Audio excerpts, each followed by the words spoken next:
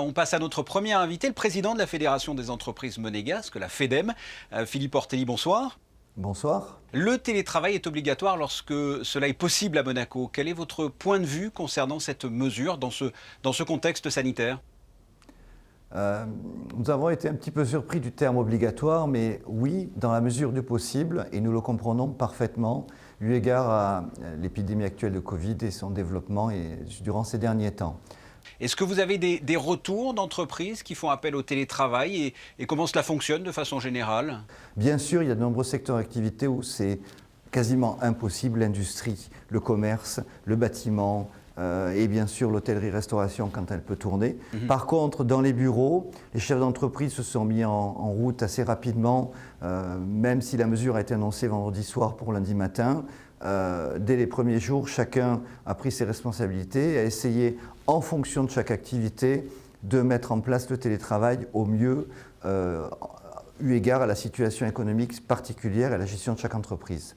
Et vous avez pu constater que les employés en télétravail travaillent tout simplement ? D'abord, il faut distinguer la capacité effectivement de l'entreprise à travailler, à faire travailler en télétravail ses salariés. Et puis, certains salariés n'ont pas forcément chez eux les outils, l'environnement, de telle manière à pouvoir télétravailler facilement. Par contre, on a aussi de retours souvent de cadres qui sont contents de télétravailler, qui sont productifs dans le télétravail. À titre personnel, vous êtes spécialisé dans la production de béton. C'est compliqué, j'imagine, dans votre entreprise de faire appel au télétravail ? Oui, mais malgré tout, le service administratif a été mis en télétravail à plus de 50% ces derniers jours. C'est aujourd'hui, avec les outils informatiques, quelque chose de raisonnable dans la gestion d'une entreprise. Bien sûr, les gens qui produisent le béton et les gens qui conduisent les camions toupies, eux, ne peuvent pas télétravailler. Et sans parler de télétravail, est-ce que vous avez pu constater que des entreprises, dans ce cadre-là, dans ce contexte sanitaire, ont fait preuve d'innovation ? Je pense notamment par exemple à Bettina qui a changé un peu sa façon de travailler pour produire des masques. Est-ce que vous avez vu des entreprises qui ont sorti du bon de cette crise sanitaire ? Je pourrais citer surtout Prodifac, une société dont le directeur et président du syndicat de la chimie, qui produisait des produits de parapharmacie et qui, durant l'année 2020, a produit plus de 20 tonnes de gel à Monaco. Ils ont fourni toutes les administrations monégasques et Monaco était quasiment autonome en gel hydroalcoolique durant l'année 2020. Bettina avait les outils de production des masques à travers ses métiers à tisser. Il a eu l'intelligence effectivement de produire puis de faire agréer ces masques. Après, dans le bâtiment, soyons clairs, on n'a pas cette capacité à complètement faire tourner. Les banques se sont rendues compte qu'elles avaient besoin de moins de place à Monaco en ayant une activité en télétravail plus soutenue. Je pense qu'il y aura certainement une évolution, pas une révolution, mais une évolution sur l'usage du télétravail peut-être plus important, mais aussi, et on l'a vu, psychologiquement, de trouver le juste équilibre. Le juste équilibre, c'est peut-être une journée, 2 journées par semaine, qui permettent d'éviter, je vous l'ai dit, les contraintes de venue à Monaco, mais par contre, la relation humaine, la rencontre avec les clients en physique, ça n'a rien à voir, une relation physique de face à face, même à 2,50 m avec des masques, mais une relation Zoom. On ne se parle pas de la même manière, on n'a pas le même ressenti. Et de façon générale, on l'a dit, vous êtes le président de la FEDEM, comment se portent les entreprises en principauté dans un contexte aussi difficile, aussi particulier depuis 1 an bientôt de crise sanitaire ? C'est très varié et très variable. Vous le savez bien, l'hôtellerie-restauration a été fortement touchée.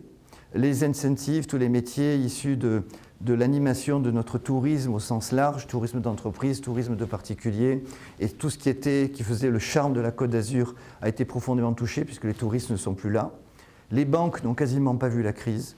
Le bâtiment, grâce au gouvernement monégasque, n'a pas trop subi la crise parce que les décisions ont été prises, ont été sérieuses et on a pu redémarrer rapidement les chantiers et c'était important pour la principauté.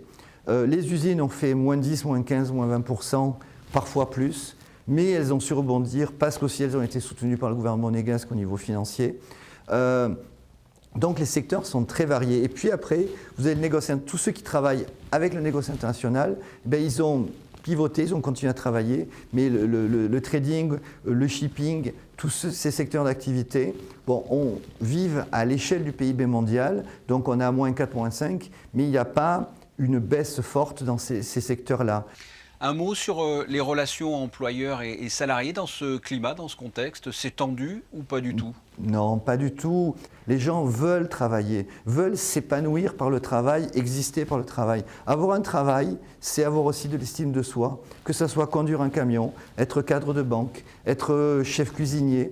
Tous ces gens-là ont besoin d'agir et c'est par cette action qu'ils existent. Mais il y a eu une vraie collectivité qui s'est mise en mouvement tous ensemble pour affronter l'adversité et permettre aux entreprises et aux pays de dépasser cette crise. Et on va y arriver dans quelques semaines, dans quelques mois. Les vaccins arrivent, peut-être pas aussi vite qu'on aimerait, mais ils arrivent. Et j'espère que cet été, on sera sorti du plus difficile. Mais écoutez, c'est tout ce que l'on souhaite en tout cas. Philippe Ortelli, merci. Merci à vous.